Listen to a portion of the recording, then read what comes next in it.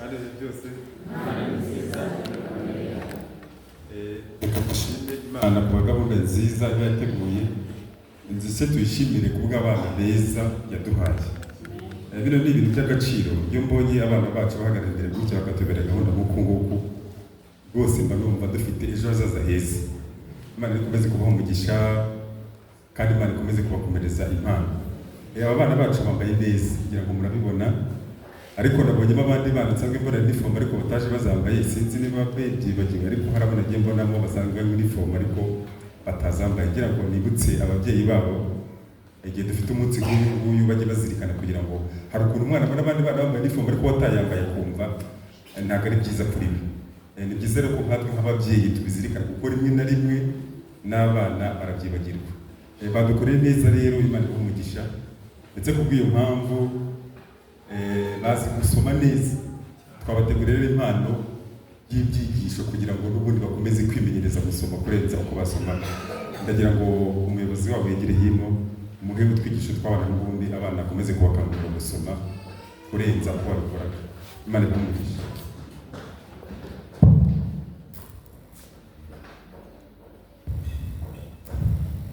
Utwo twigisho two kugira ngo abana bakomeze kwishimira kujya bagira gahunda nk'iyi ngiyi. Uyu munsi ni umunsi wa jiya ndetse n'umunsi w'abana, niyo mpamvu tugomba kubitaho cyane. Ariko mbere y'ibyo ngibyo reka dushime n'abantu bazindutse bakabana natwe. Bizi icyigisho nagiraga nzirwa nka Kigali, uyu munsi ntabwo nabashije kugira ayo mahirwe, ariko nibutsa abayobozi b'amatsinda tujye tugerageza tuzinduke kugira ngo dusubiremo ibyigisho, kugira ngo rimwe na rimwe tuze kugira mu matsinda yacu tuze kugira inyunganizi dutanga ariko twaganiriyeho, kuko burya ibintu nzi ntabwo ariko uyabyumva, ntabwo ariko uyabyumva, ariko iyo tubihuje tukabiganiraho dufata umurongo muzima.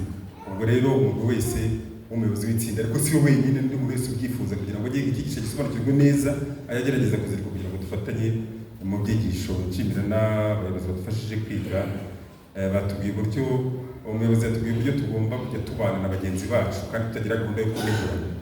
Rimwe na rimwe dukunda kugira gahunda yo kwihuta ukananegura umuntu ariko utaba wabishyize muri gahunda cyane, ariko iyo icyigisho nk'iki ngiki ugerageza kurinda ururimi rwawe. Reka rero mbakangurire kugira ngo tujye tunagerageza kuzinduka kugira ngo tubashe gusubiramo ibyigisho bya Kristo, kugira ngo biduhe imyitwarire yo kwitwara mu buzima bw'ejo hazaza. Murakoze ku kara gaciyemo. Nshimira n'abantu abakuze, ngira ngo mwari ko twarize cyane, twarize kuko igihande cyatsinzwe gifite %66. Hari twari tugira na 26. Amasangano noneho yo ari mu rwego rwo hejuru. Kubw'iyo mpamvu rero amasangano yabaye amasangano abo. Ndagira ngo umuyobozi w'amasangano ariko nawe yigira hino nawe muhembe pe, nawe yo kuvira amaboko. Amasangano nigire hano imbere nawe muhe icyigisho. Yego, harimo n'abantu basobanutse. Wanga iki Cyongereza? Icyongereza ni mukizi? Ndabaha Icyongereza rwose, mugende kwiga Icyongereza. Murakoze cyane. Yego, igihande nacyo hari igihande cyagerageje, ariko sinzi ikibazo afite, ariko gishobora kuba ari ibyigisho. Igihande cya Murama A. Murama A nayo ndagira ngo umuyobozi yegere hino nawe mwibyigisho. Ntabwo ari ngombwa muba aba mbere, ariko nibura muzagerageze kuzamura kwiga, namwe mwigire hino mbaye ibyigisho. Uyu munsi abantu bose ndabahemba, na nimugoroba turongera duhembe n'abandi. Namwe nzi ko murimo abantu b'abasava bazi n'Icyongereza n'Igifaransa. Uyu munsi ndabaha icyigisho cy'Ikinyarwanda n'Icyongereza. Ndacyafite izindi mpano, ariko zo buriya ndikuze kuzitanga mu kanya nimara kumenya neza. Abandi bantu baragenda bakora neza, cyangwa ndagenda numva bakoze neza, ndagenda baha impano nkurikije uko bakoze. Ntabwo ari by'uno munsi gusa, ariko munsi dutanga impano kandi ikintu cyiza ku bantu bakoze neza. Uyu munsi ni Sabato ya jiya, Isabato itaha izaba ari Sabato ya Mifemu. Pardon? Yego, ndabona mu Mifemu hari ikintu nshatse kunyungura, ariko ni Mifemu ngo mufite uko mwabipanze, ibyo ni ibyanyu, gusa muzirikane icyo kintu. Isabato itaha tugeze mu kundi kwezi izaba ari Sabato y'ubutabazi, izafashwa n'amasangano. Amasangano twakunze kuyagarukaho, amaze n'iminsi tuyagarukaho, niyo mpamvu n'ibintu biri kugenda neza. Ahubwo ndabona tuzabongeza n'indi Sabato ubutaha.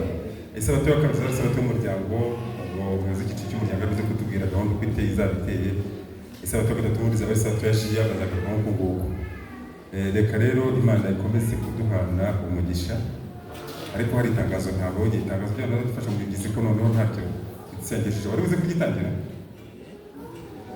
Iyo ni gahunda ye. Tugiye kujya rero mu matsinda yacu kwiga ibyigisho, ndetse turi buze kugaruka ahangaha twihuse cyane, turakora twese kubera ko dufite gahunda ndende cyane, ntituza kumva inzogera, tuze kugerageza guhita tugaruka ahangaha kandi mwituze nk'uko rwose njya mbibasaba.